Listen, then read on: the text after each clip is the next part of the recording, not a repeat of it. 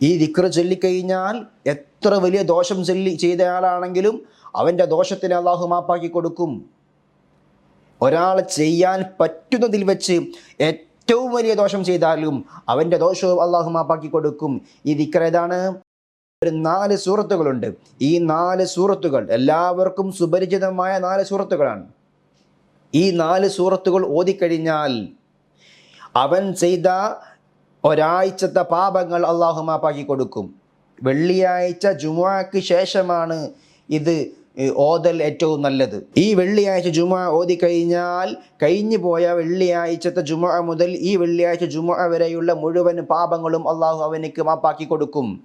ഈ 4 സൂറത്തുകൾ വളരെ ചെറിയ സൂറത്തുകളാണ്, എല്ലാവർക്കും അറിയുന്ന സൂറത്തുകളാണ്. റജബിലും ഷഅബാനിലും നമ്മൾ ആത്മാർത്ഥമായി ഉള്ളുരുകി റബ്ബിനോട് ദുആ ചെയ്തത്, അള്ളാഹുവേ ഞങ്ങൾ നീ റമദാനിലേക്ക് എത്തിക്കണേ എന്നാണ്. റമദാനിൽ ഒരുപാട് സുഹൃതങ്ങൾ ചെയ്യാൻ ഞങ്ങൾക്ക് ആഫിയത്ത് നൽകണേ എന്നാണ്. ഞങ്ങളെ കൊണ്ട് സുഹൃതങ്ങളെ ചെയ്യിപ്പിക്കണേ എന്നാണ്. ഒരുപാട് ഖുർആൻ ഓതുവാൻ, നമസ്കാരങ്ങളിൽ മുഴുകുവാൻ, ദിക്റുകൾ ധാരാളം ചൊല്ലുവാൻ, റമദാൻ വേണ്ട വിധത്തിൽ ഉപയോഗിക്കുവാൻ നമ്മൾ 2 മാസക്കാലം അള്ളാഹുവിനോട് ദുആ ചെയ്തു. അള്ളാഹു കബൂലാക്കുമാറാവട്ടെ. റമദാനിനെ നല്ല രീതിയിൽ സ്വീകരിക്കുവാൻ അള്ളാഹു നമുക്ക് തൗഫീഖ് നൽകുമാറാവട്ടെ. പ്രിയമുള്ളവരെ, റമദാൻ നമ്മിലേക്ക് കടന്നു വരുമ്പോൾ ഇന്നത്തെ ജീവിതത്തിൽ നിന്നും നമ്മൾ എന്തൊക്കെ കാര്യങ്ങളാണ് മാറ്റേണ്ടത് എന്ന് ഒരു വിചിന്തനം നമ്മൾ നടത്തണം. ഒരു വിരുന്നുകാരൻ നമ്മുടെ വീട്ടിലേക്ക് വരുമ്പോൾ ആ വിരുന്നുകാരൻ എത്രത്തോളം വാല്യൂ ഉള്ള ആളാണ്, എത്രത്തോളം പദവി അർഹിക്കുന്ന ആളാണ്, അതനുസരിച്ചായിരിക്കും നമ്മൾ ആ വിരുന്നുകാരന് സൽക്കാരമൊരുക്കുന്നത്.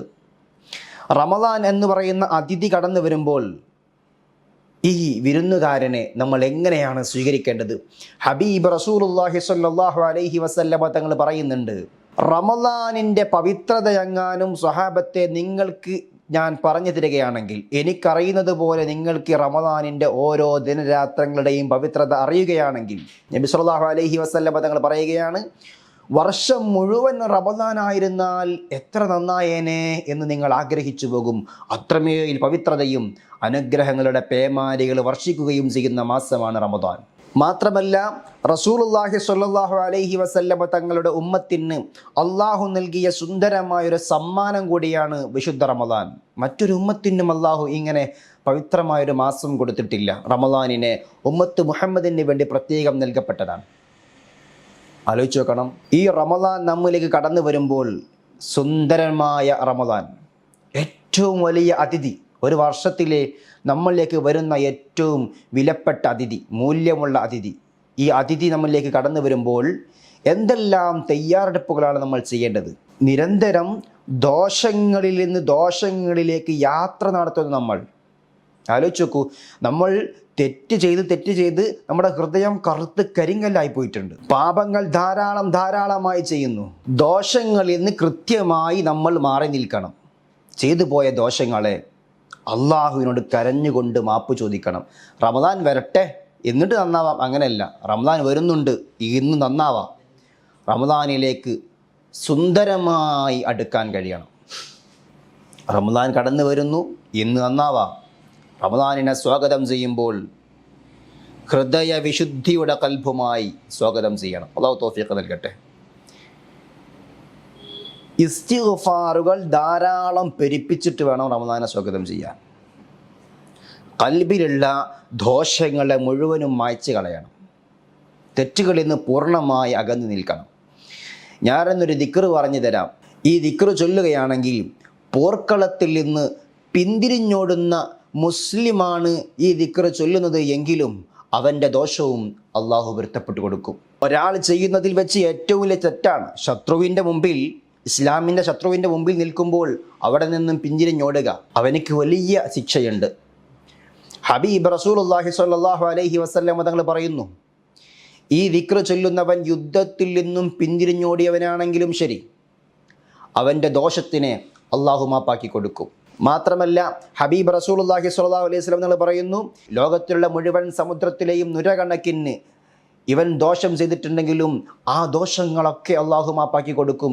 എത്ര വലിയ ദോഷം ചെയ്തവനാണെങ്കിലും അവൻ്റെ ദോഷങ്ങളെ അള്ളാഹു മാപ്പാക്കി കൊടുക്കുന്ന ഒരു മഹത്തായ ദിക്ർ മുഹമ്മദ് റസൂലുള്ളാഹി സ്വല്ലല്ലാഹു അലൈഹി വസല്ലം തങ്ങൾ പഠിപ്പിക്കുന്നു. അസ്തഗ്ഫിറുല്ലാഹ അല്ലദീ ലാ ഇലാഹ ഇല്ലാ ഹുവൽ ഹയ്യുൽ ഖയ്യൂം വഅതൂബു ഇലൈഹി. ഈ ദിക്റിനെ ധാരാളം ഭരിപ്പിക്കുക. ഒന്നുകൂടി പറഞ്ഞുതരാം.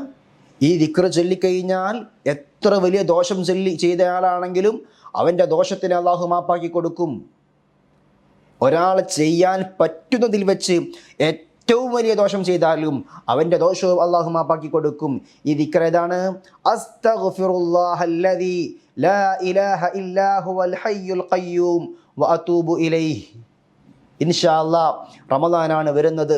രാത്രിയിൽ ഇശ നിസ്കരിച്ച്, വിത്ർ നിസ്കരിച്ച്, അല്ലെങ്കിൽ തഹജ്ജുദിന് എഴുന്നേറ്റ് തഹജ്ജുദ് നിസ്കരിച്ച് ഈ ദിക്ർ ധാരാളമായി ചൊല്ലുക.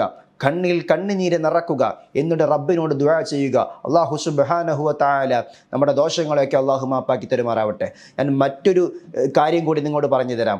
ഒരു 4 സൂറത്തുകളുണ്ട്. ഈ 4 സൂറത്തുകൾ എല്ലാവർക്കും സുപരിചിതമായ 4 സൂറത്തുകളാണ്.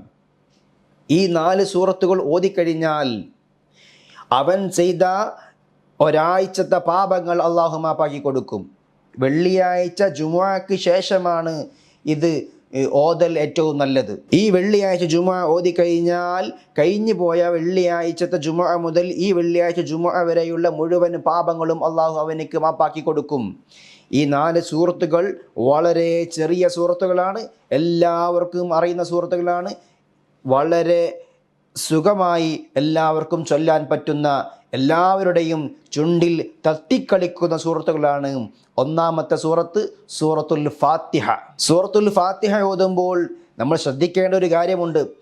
അൽഹംദുലില്ലാഹി റബ്ബിൽ ആലമീൻ എന്ന് തുടങ്ങിയാൽ സൂറത്തുൽ ഫാത്തിഹ ആവുകയില്ല. ബിസ്മില്ലാഹിർ റഹ്മാനിർ റഹീം എന്ന് മുതലാണ് സൂറത്തുൽ ഫാത്തിഹ തുടങ്ങേണ്ടത്. ബിസ്മി ഫാത്തിഹയിൽ പെട്ട ആയത്താണ്. അപ്പോൾ അഊദു ബില്ലാഹി മിനശ് ശൈത്വാനിർ റജീം എന്ന് ഓതൽ ഫാത്തിഹ ഓതുന്ന ആൾക്ക് സുന്നത്താണ്. അഊദു ബില്ലാഹി മിനശ് ശൈത്വാനിർ റജീം, ബിസ്മില്ലാഹിർ റഹ്മാനിർ റഹീം, അൽഹംദുലില്ലാഹി റബ്ബിൽ ആലമീൻ, അർ റഹ്മാനിർ റഹീം, അങ്ങനെയാണ് ഫാത്തിഹ ഓതേണ്ടത്. എന്നിട്ട് വലദ്ദാല്ലീൻ ആമീൻ. തുടക്കത്തിൽ അഊദും അവസാനം ആമീനും ചൊല്ലൽ ഫാത്തിഹക്ക് സുന്നത്തുണ്ട്. നിസ്കാരങ്ങളിൽ അഊദു ജഹ്റാക്കുന്നത് നല്ലതല്ല. നിസ്കരിക്കുന്ന സമയത്തിൽ ഫാത്തിഹ ഓതുമ്പോൾ അഊദു ഉച്ചത്തിൽ ഓതരുത്. ബിസ്മില്ലാഹിർ റഹ്മാനിർ റഹീം മുതലാണ് ഉച്ചത്തിൽ ഓതേണ്ടത് ഇൻഷാ അല്ലാഹ്. അതുപോലെ ഖുൽ ഹുവല്ലാഹു അഹദ് സൂറത്താണ് രണ്ടാമത്തത്. ഒരാഴ്ചത്തെ ദോഷങ്ങൾ മുഴുവൻ അള്ളാഹു മാപ്പാക്കി തരുന്ന രണ്ടാമത്തെ സൂറത്താണ് ഖുൽ ഹുവല്ലാഹു അഹദ് സൂറത്ത്. ഈ ഖുൽ ഹുവല്ലാഹു അഹദ് സൂറത്തിനെ, സൂറത്തുൽ ഇഖ്ലാസിനെ ഒരാൾ 7 തവണ പാരായണം ചെയ്തു കഴിഞ്ഞാൽ അവൻ്റെ ഒരാഴ്ചത്തെ പാപങ്ങളെ അള്ളാഹു മാപ്പാക്കി കൊടുക്കും.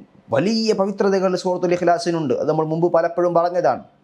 അള്ളാഹുവിൻ്റെ ഇലാഹിയത്തിൻ്റെ ഏറ്റവും വലിയ ഉയർത്തിപ്പിടിക്കലാണ് ഖുൽ ഹുവല്ലാഹു അഹദ് സൂറത്ത്. സകല നിരീശ്വരവാദങ്ങളെയും ബഹുദൈവ വിശ്വാസങ്ങളെയും തച്ച് തകർക്കുന്ന വിസ്മയകരമായ ആയത്തുകളുള്ള സൂറത്താണ് സൂറത്തുൽ ഇഖ്ലാസ്. ശേഷം ഓതേണ്ടത് ഖുൽ അഊദു ബിറബ്ബിൽ ഫലഖ്. ഫലഖ് സൂറത്താണ്. ഫലഖ് സൂറത്ത് 7 തവണ ഓതുക. ശേഷം ഖുൽ അഊദു ബിറബ്ബിൻ നാസ് സൂറത്തും ഓതുക. ഈ ഖുൽ അഊദു ബിറബ്ബിൽ ഫലഖിനും ഖുൽ അഊദു ബിറബ്ബിൻ നാസിനും മറ്റൊരു ശ്രേഷ്ഠത കൂടിയുണ്ട്. ഹബീബ് റസൂലുള്ളാഹി സ്വല്ലല്ലാഹു അലൈഹി വസല്ലം തങ്ങളെ ലബീദ് ഇബ്നു ആസം എന്ന് പറയുന്ന ജൂതൻ സിഹർ ചെയ്യുകയുണ്ടായി. 11 കെട്ടുകൾ കെട്ടി മുത്തുനബിയെ സിഹർ ചെയ്തു.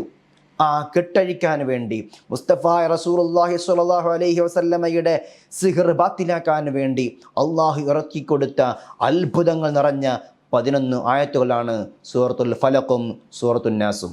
ഇൻഷാ അല്ലാഹ് സിഹർ പോലെയുള്ള മാരണ പ്രവർത്തനങ്ങൾ പോലെയുള്ള കണ്ണേറ് പോലെയുള്ള കാര്യങ്ങൾ കൊണ്ട് വിഷമിക്കുന്നവർ, ബുദ്ധിമുട്ടുന്നവർ, അസൂയാലുക്കളുടെ അസൂയ കൊണ്ട് ബുദ്ധിമുട്ടുന്നവർ, അങ്ങനെ തുടങ്ങിയുള്ള മാനുഷിക പ്രയാസങ്ങളെ കൊണ്ട് ബുദ്ധിമുട്ടുന്നവർ ഈ സൂറത്തുകൾ ഓതിക്കഴിഞ്ഞാൽ അവർക്കും ഇതൊരു പരിഹാരമാണ്. ഇൻഷാ അല്ലാഹ്. അള്ളാഹു സുബ്ഹാനഹു വ തആല റമളാനിലേക്ക് നമ്മെ അടുപ്പിക്കുമാറാവട്ടെ, അള്ളാഹു എത്തിക്കുമാറാവട്ടെ. ഒരുപാട് സുഹൃതങ്ങൾ ചെയ്യാൻ അള്ളാഹു നമുക്ക് തൗഫീഖ് നൽകുമാറാവട്ടെ. നമ്മൾ ചെയ്ത എല്ലാ ദോഷങ്ങളും അള്ളാഹു മാപ്പാക്കുമാറാവട്ടെ. അസ്സലാമു അലൈക്കും വറഹ്മത്തുള്ളാഹി.